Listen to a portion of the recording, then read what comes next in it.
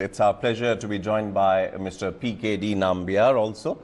I'm sure he was trying to be connected earlier also, but then as time permitted, he's here. Welcome to the show, Mr. PKD Nambiar. My first question to you would be on very expected lines that this change of guard in Karnataka, is it going to bring a fresh lease of air, a fresh lease of development? Or is it just a change of face because the exchequer remains the same, the money remains the same, and the issues also remain the same? Yes and no. Of course, any new leadership definitely do give a new lease of life, new freshness. There is no doubt about it. But in the same time, governments are, especially this is a BJP government, there is only a change of guard, as you said. So there is continuity of governance is something which you have to expect. The person who is now the chief minister is in a way was the second in command technically, because home ministers are generally considered as the second in command or the most second most powerful people in any state. And in that way, that and with Mr. Bommai coming with a huge experience from a background where governance is there in his blood, and I believe that yes, it is going to be a new journey, but a fresh start.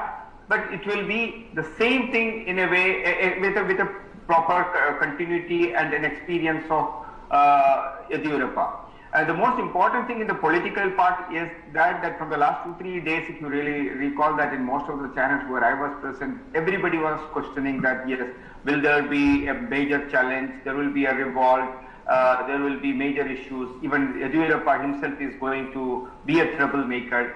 But if you have seen the way things have unfolded from the last 2-3 days, the transition has been one of the finest and maybe the smooth. Yesterday on your channel, I was telling that it can be a case study. If it succeeds in the same level for the rest of the period of this government, then it will be a case study for a power transition. I think it's a great move, freshness for the government, and most importantly, the 75-year-old mark, and it's a great message for all the rest of the leadership across the country that yes, there is going to be an age for retirement for the power politics.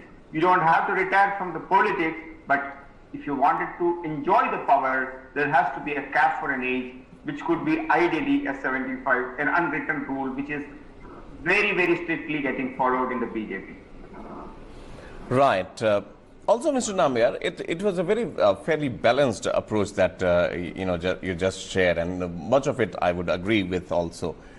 As far as the mathematics of this whole event is concerned, do you think that the BJP and to a certain extent B.S. Yediyurappa, who actually fronted Basavaraj Bommai's name, do you think they have struck that right balance also there with one more Lingayat face, choosing a Vocaliga deputy chief minister, taking in some new cabinet members, the new faces? So do you think it's a balance that is being tried to achieve ahead of 2023?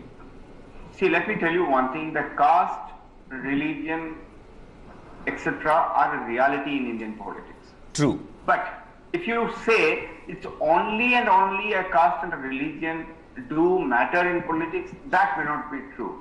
So talking about, in fact, from the last few days, it was portrayed Mr. Yediyurappa as the leader of Lingayat.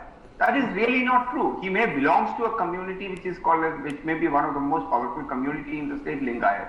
But it may be giving a discrediting a leader of 50 years of an experience in politics who contributed in a major level for the Karnataka's overall growth, both in politics and administration. Treating him as just a leader of a Lingayat community is not right. So it is equally important that let us not paint even Mr. Bommai as a Lingayat leader. They all have the Janta background. They all have a huge history of being in active politics, and they all command equal respect from every community, irrespective of, for an example, Yediyurappa commands superb support from across the state and even across every community. He is a good boy of Okalinga community, even the Gaudas, Rajputs, and the Brahmins.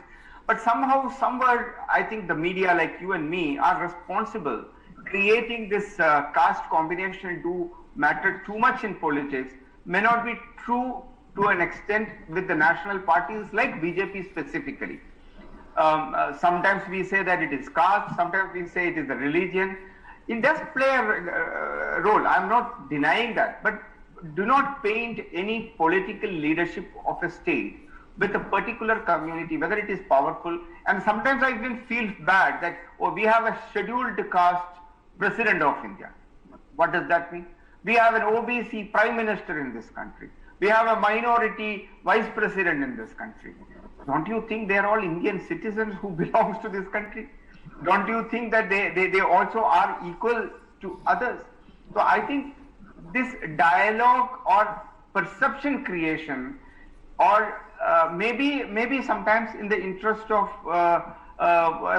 creating a propagation that yes, even the underprivileged people of the society or once downtrodden people of the society is now coming up. But that also sent a bad message on 21st century that the people still in a country like India, a progressive democracy like India, is considered or mentioned with their caste or their religion. I think the times to go of maybe let Newsec start this as a challenge, that saying that we will not talk about any political leader or a political class of a person, that he is a scheduled caste or a scheduled tribe or belongs to an X community or a Y community, but he is an Indian, and that should be the way to consider. Mr. Bommai is the Chief Minister of Karnataka, and Mr. Yediyurappa is the former Chief Minister of Karnataka. That alone is sufficient to call a leader to give the maximum respect. Let's not paint him as a Lingayat leader or a Vokalinga leader or a Gauda leader, and making a chief minister too small or representing a community rather than representing the state of Karnataka. Right. That's my take. Mr. Nambiar, your inputs are always appreciated here on NewsX. One final question before we take some reactions that are coming from Bangalore. Here are some statistics, Mr. Nambiar. 22 chief ministers have been there before Mr. Basavaraj Bommai in Karnataka. Only 3 have served their full term. 9 times the chief ministers, 9 chief ministers have not been able to even complete. I think we can't hear him. So Karnataka has been very, very different when it comes to the overall politics, and especially from if you compare, it's an odd one out in the southern states. Many chief ministers, it's predominantly because Karnataka is the only state in the south of India where the Janta movement took place. If you compare with whether it is in the neighboring Tamil Nadu or Kerala, it was Dravidian movement, or in the Andhra, the old Andhra, it was the NTR, after the Congress, it's an NTR movement. So the Janta movement, along with the Congress, was a phenomenon of Karnataka. And we all know that the Janata Party per se has been dividing ever since it was born from in the 1970s onwards. If you really look at it, most of the party, almost all the alphabets are over for the Janata movement of then. So A to Z it is there. You know, I think U is ruling there in Bihar, and Kumaraswamy's or Dev Gowda's party there in Karnataka. So because of the character of Janata Party, that time, the erstwhile Janata, the movement, right, the stability, they have never been able to be ruling a stable government, very, very, very rare. That is one of the reasons. Another thing is that Karnataka have been very known for the power politics with money coming into it. A large number of businessmen have made entry to the politics, and for them, the business and the power really go hand in hand. So the moment in politics, the money becomes a real part. Of course, we all know that then the money rules the world, and that is what happened with Karnataka. And I believe this may be one of the opportunity, because now a national party is ruling, and Prime Minister Modi under the command, he may be able to change this perception that no chief minister be there for more than 1 year, 2 years, or no one is able to fulfill Right. the full term. I think S.M. Krishna could do, I believe, if I'm right. So I think Right.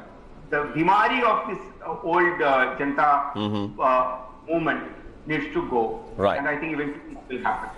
Mr. Nambiar, thank you so much.